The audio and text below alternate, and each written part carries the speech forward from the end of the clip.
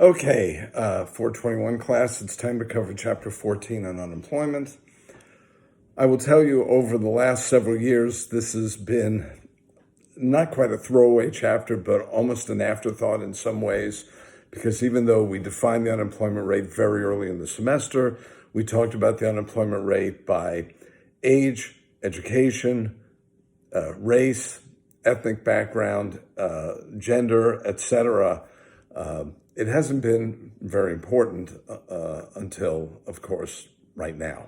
So the issue of unemployment and how to deal with unemployment is kind of a very important issue going forward. And so the relevance of this chapter is the most that it's been in a very, very long time. Okay. As you know, the unemployment rate is the percentage of the labor force that is out of work or looking for a job, okay? We talked early on in the semester about the U6 unemployment rate, which takes into account people working part-time but not by choice. It takes into account those who are discouraged workers and drop out of the labor force, those who are marginally attached, they want to work but haven't looked in a while, and all that. Our focus here is going to be on the conventional one that we're familiar with, and that is the U3 unemployment definition. And it's narrower, it's a little bit lower, but it's the one that's on everyone's minds at the moment. Okay. And the labor force, remember, is made up of people working and those not working, but primarily looking for work within the last 30 days. There are a few special exceptions. Someone on a layoff is going to be recalled.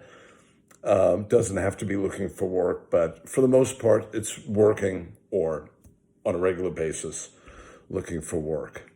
As of February, it was around 3.5%. It was the lowest unemployment rate in 50 years, about as low as the U.S. economy can ever get. When everything started going downhill in the middle of March and the layoffs started, the unemployment rate for March captured, but only some of it, because most of the data is really collected around the middle of the month and then released the beginning of the following month.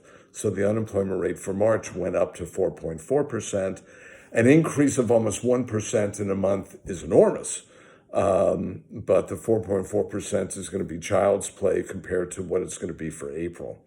Now, Friday is the 1st of May. I don't know if the unemployment rate is going to come out yet, or it's going to be next week, but I'm anticipating an unemployment rate between 16 and 18% for April. Again, how much of the layoffs will be captured, but certainly by the end of the month, we've got to be there, and we're looking at an unemployment rate that's not only going to go above 20% ultimately, but it might challenge the depths of the Great Depression when in 1933, the unemployment rate hit 24.9%. Now, unemployment rate of 25% then and now are two different things. They're not comparable. We have a lot of social safety nets. Unemployment insurance was unheard of back then. Most cities didn't have well-defined welfare programs, if they had anything. A lot of assistance really came from private charities.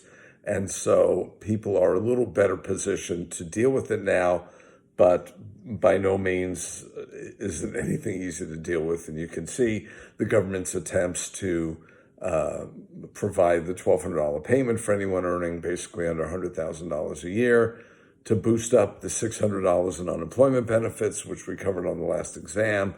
They're all designed to effectively ease the pain of unemployment. Okay.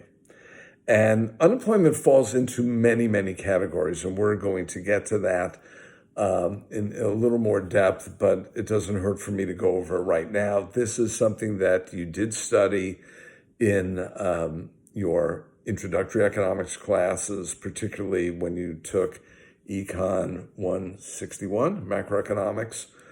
Unemployment, reasons for unemployment. One, we could have frictional unemployment.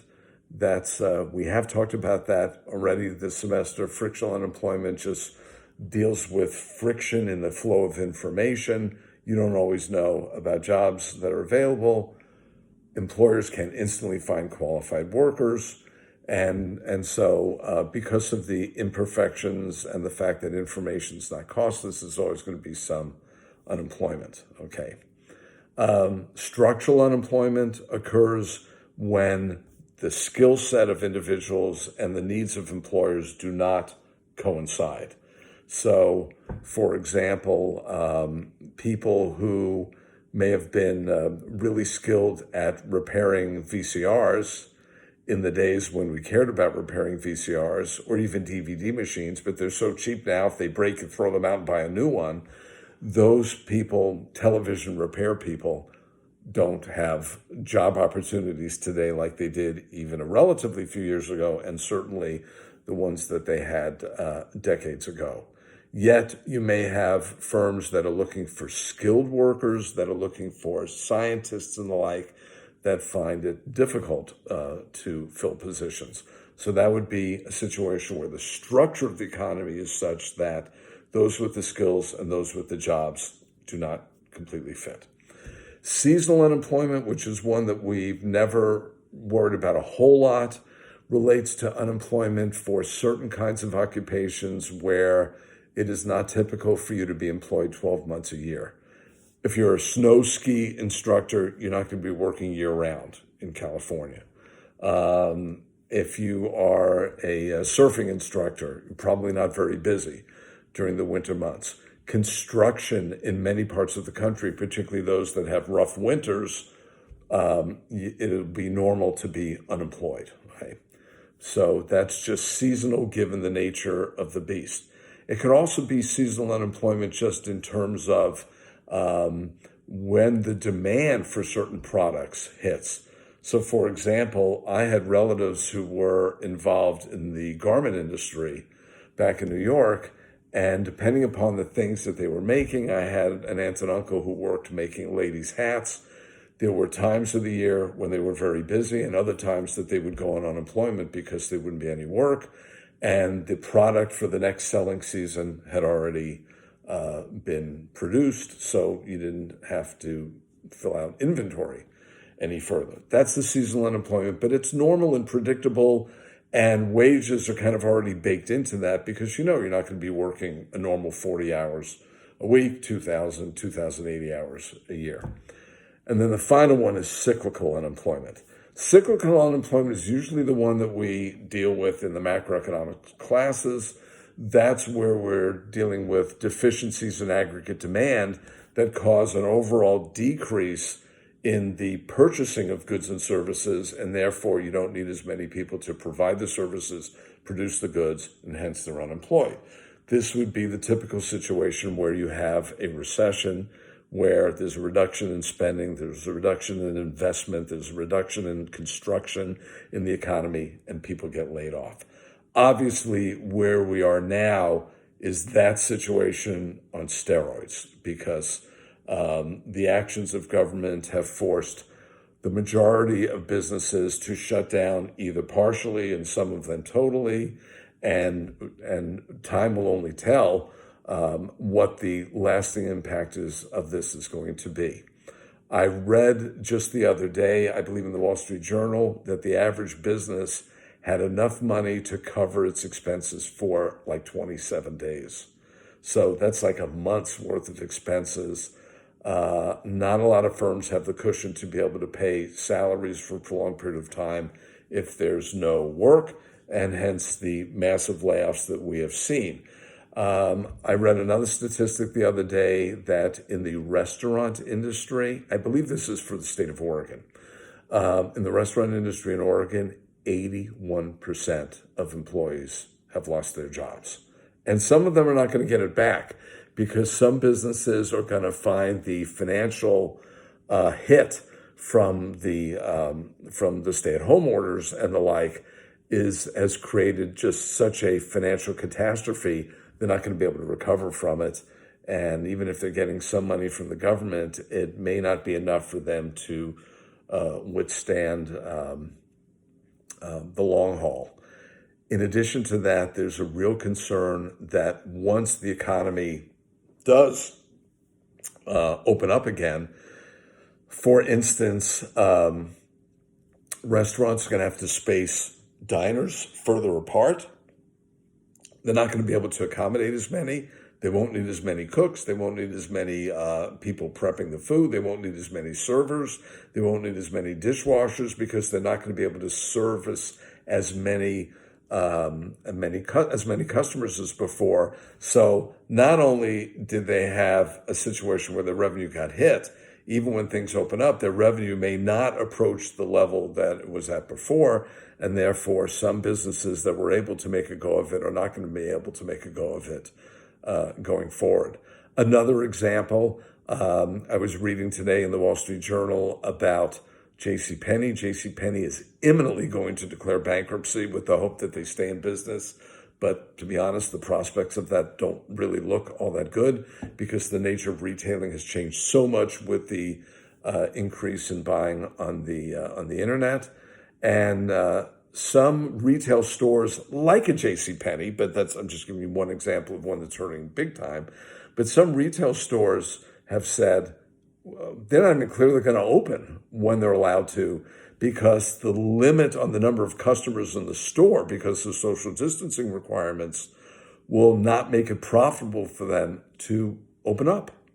And so when your potential revenue stream is really taking a hit, what was a going concern before may not be a going concern, a business that's able to basically pay its bills. Okay. So we need to get into all that. One other point I want to make, and then we'll continue on the next on part 2 here of chapter 14, is that we've often talked about unemployment, but we've also talked about the duration of unemployment. It's one thing to look at a number, the unemployment rate's 3%, 5%, 10%, 20%, but the real, probably more important issue is how long are people out of work? If a lot of people lose their job but quickly find another one, it's not quite as devastating as if they lose a job and find it really difficult to find work. So the data as of February of this year for unemployment duration was a median duration of 9.1 weeks. And then in fact, it even adjusted downward, to 7 weeks in March. That's going to change. It's going to change a lot. Now, that's a little bit of a misleading statistic, and let me end this video by explaining that. A lot of people lost their jobs in March, so therefore they will have been unemployed for a week or 2 or 3, and therefore the median at this point is going to be really misleading. Okay, and let me give you the example here. In February of this year, 35% of those unemployed were unemployed for 5 weeks or less. That's a pretty good statistic. If it remains low, that means people finding jobs pretty quickly. For March, 48.5% were unemployed less than 5 weeks. That may look like good data. That's not good data because a lot of people have just recently become unemployed. Okay, so we will have a lot to say about this as we continue our discussion in chapter 14.